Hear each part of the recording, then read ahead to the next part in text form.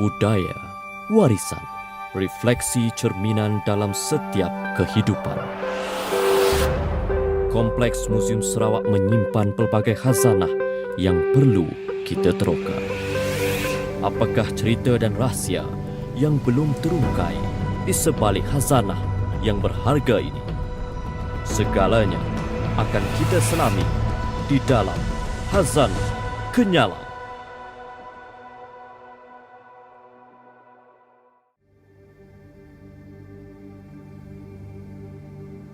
Keunikan songket ini ialah kedua-dua bahagian luar dan dalamnya boleh digunakan.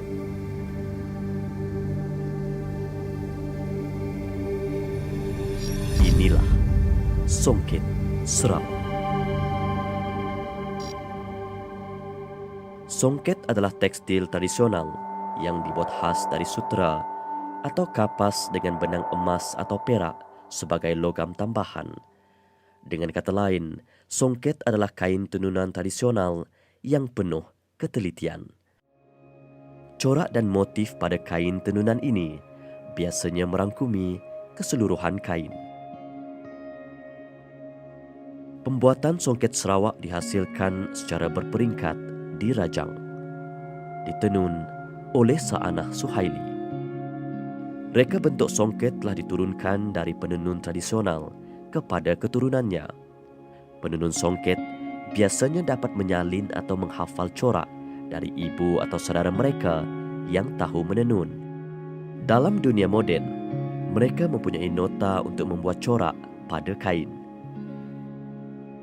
Dari segi kerumitan proses penghasilan, dia juga material yang digunakan dan juga jenis-jenis songket. Sebab di Sarawak kita sedia maklum bahawa tidak hanya ada satu ataupun dua, ada lebih kurang 3 ke 4 jenis songket yang ada di Sarawak. Untuk negeri Sarawak, buat masa sekarang, songket adalah merupakan keutamaan yang telah diberikan oleh kerajaan negeri memartabatkan seni tekstil di Sarawak. Jadi songket adalah merupakan salah satu seni tekstil yang sangat penting untuk diketengahkan. Jadi songket di Sarawak kita mempunyai pelbagai jenis songket. Selain daripada boleh digunakan dalam dan luar, songket Rajang juga berbeza dengan di semenanjung Malaysia melalui cara penghasilan. Proses tenun songket Sarawak dengan Terengganu dan Kelantan sama sahaja, seperti melonseng, menganing, menggulung benang, mengarap dan menyongket bunga. Bezanya cuma terletak pada proses menyolek, di mana setiap penenun di sini perlu mahir sebanyak 30 sifir khas. Berbekalkan sifir tenunan yang rumit, mereka menghasilkan karya seni mengagumkan. Kerja tangan yang disulami kesabaran, ketelitian dan kehalusan coraknya menggunakan kaedah sembunyi benang membuatkan kain songket Sarawak cukup istimewa kerana ia boleh dipakai luar dan dalam.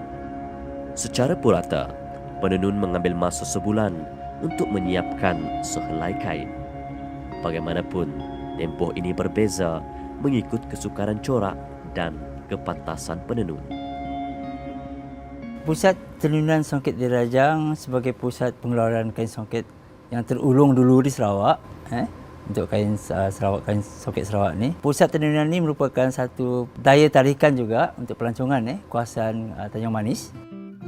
Setiap penenun perlu menghafal hampir 30 sifir kerana ia menjadi asas penting untuk merangka corak songket.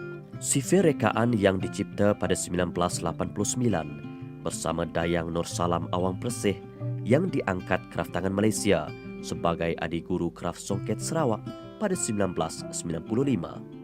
Daripada gandingan beberapa siri sifir inilah lahirnya jalinan corak Manis-Manis Sayang, Ikatan Janji, Belangkas, Pucuk Rebung, Sukit Lidi, Tampuk Manggis, Pekin, Salap, Bunga Retis, Kuih Kuyak, Keris dan Orang Ulu. Dalam songket Sarawak sekarang ni kita sering menggunakan dalam majlis-majlis kebesaran ataupun perkahwinan dan juga sekarang ni sering songket Sarawak juga sering digunakan untuk majlis makan malam semasa sambutan-sambutan yang kita sering buat lah di Sarawak ni. Kebiasaan kalau di Sarawak dahulu kita menggunakan songket sabuk 2 jari di mana kaum lelaki menggunakannya sehingga paras atas buku lali. Tapi dengan peredaran masa ataupun pengaruh masa sekarang ni, kebanyakan kaum lelaki tidak menggunakannya sebagai sabuk 2 jari lagi.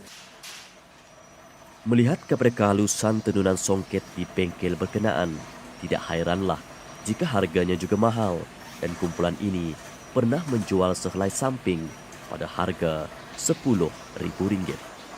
Malah ia juga mendapat perhatian ramai pemimpin negara yang mahukan corak eksklusif tetapi masih mengekalkan ciri tradisional.